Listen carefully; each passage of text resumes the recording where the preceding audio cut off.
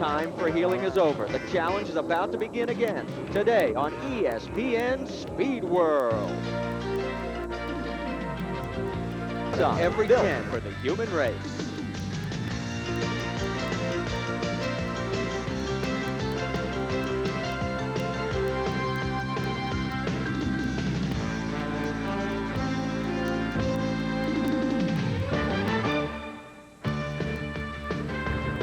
Close to 300 racers have converged on Las Vegas, Nevada for the Nissan. Well, it was a chance for the racers to go out and actually drive the course as many times as they wanted to before the race and learn about the course. Find out where the danger spots were, find out where the places to put their pit crews were, and basically be able to get all the problems sorted out so they'd have a trouble-free, safe race. Well, now they have to fly the course using either small planes or helicopters, and it's just not the same. We could see some interesting action out there, to say the least, and in fact sometimes it could get on the dangerous side.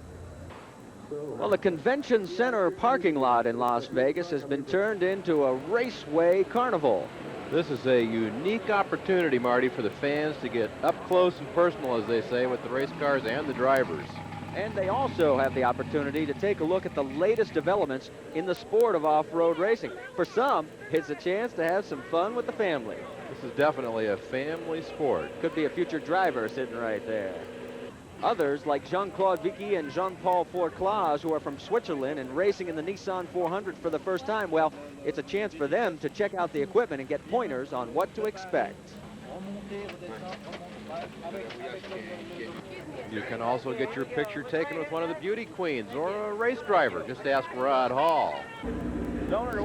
Do you think you can break your train of thought there to do an interview? Well, it's pretty tough. Pretty tough. I'm gonna turn my back. That'll help. This is now. You realize that the camera's not focusing on you right now. It's on that young lady over your shoulder. Yeah, the cameraman looks smart enough to me. Yeah, if I look like that, then I could get the camera. You'd get a heck of a lot of airtime. Well, I'm trying to eat this. You know, I don't know whether to eat my coffee and drink this donut or what here, but eat my coffee and drink the donut. Yeah, what's going to happen. You can see what happens to the concentration of an off-road racer in times of despair. This is why there are never women out on the course. Yeah, well, you know, sometimes there are, and it is very distracting in our type of racing to see some young, lovely ladies out there on the race course waving you on, you know. So you just got to be careful of that. That's why I have my back to her right now. But I have this vivid memory in my mind, and I know just exactly what she looks like. Well, don't let Rod kid you. He has an exact picture in his mind of the racetrack. That's why he's the only 9-time winner here.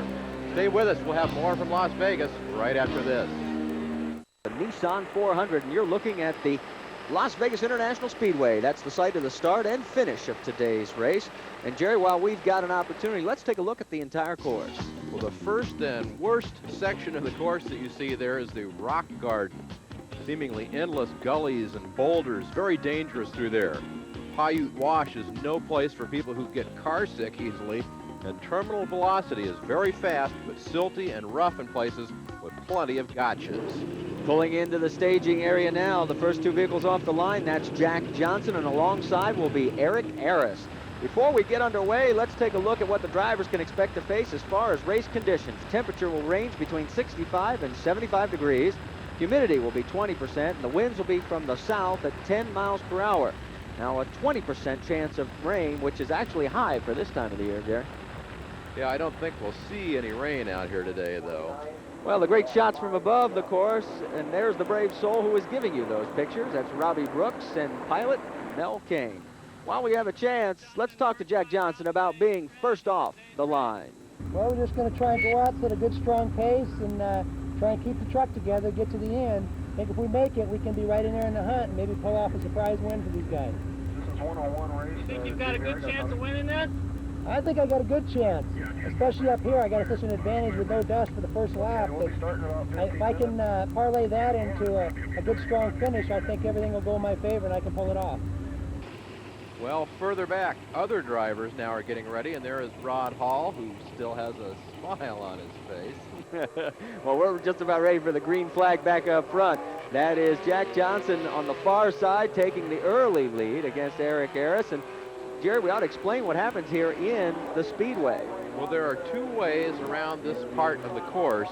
There is a fast way and a slower way. The fast way goes over what they call the money jump, where drivers can go over a big jump, full flat out, and try and win some extra money. And then the other way is a little easier on the equipment. Well, you can see that Jack Johnson has taken the easy way as far as the jumps are concerned. Eric Harris went for the money jump, and here's a look from up above. And actually, the water truck got a little slap happy there. It's a little slippery. Yeah, especially in that slow lane that's supposed to be the easier way around.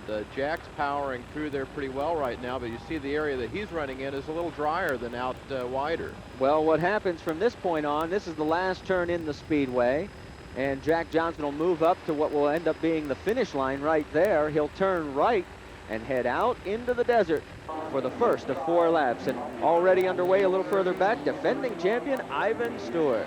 You know, this is a great area for the fans, Marty. They can sit in a seat, watch the cars go through their paces, get a hot dog or a brew, and wait for the survivors to come back after the first lap. It's a very civilized way to watch an uncivilized sport. Well, following Ivan there was Alton Baker and Craig Redding. They're from Arnold, California. And the Ironman using his stadium experience to take the quick way around here. He scored an overall victory in this race a year ago, and so far this year he's been almost unstoppable. 114 is Brian Collins and Bruce Graves from Henderson, Nevada, up against Ed and Tim Herbst from Las Vegas. And these two are going after it. Well, Collins and the Herbst boys are from Las Vegas. They're almost teammates. They use the same pit facilities. They're great buddies, and so this is a real friendly rivalry out here. Well, they're definitely trying to see who's going to be first out of the... Oh, no, look out! It won't be Brian Collins. He spins the car in the mud, and I bet you there's a big smile on the Herbst face.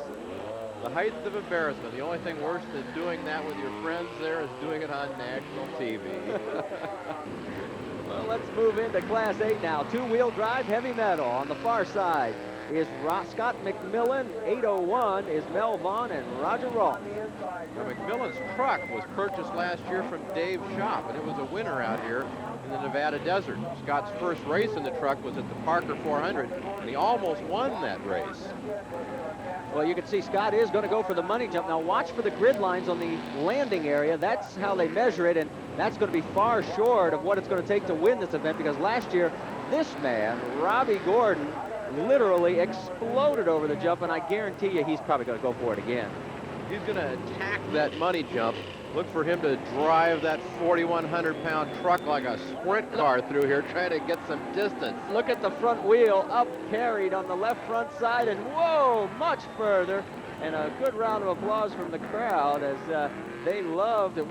As things get a little close with Chris Miner in the Otter Pops truck, but Gordon is going to maintain the lead even though he took the longer way around. Now here is defending class champion Frank Vessels alongside of the son of Ivan Stewart, Brian. Vessels is likely to take it easy through here, Marty. He is not a stadium racer by nature, although he can be very good at it when he puts his mind to it. Well, he is not going for the money jump, and maybe the theory there is better to win the war than just the battle.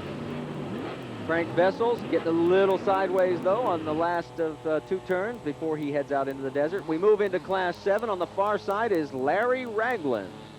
Ragland's return to this class has upset the balance of power here, Marty. His truck has finished every race it's ever run.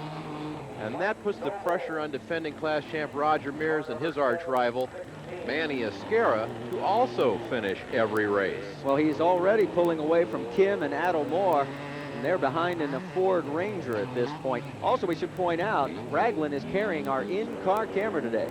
And starting right behind Ragland is defending class champ Roger Mears. Now, Mears loves to drive these stadium-type courses, but he's going to try and keep a governor on it for a while today.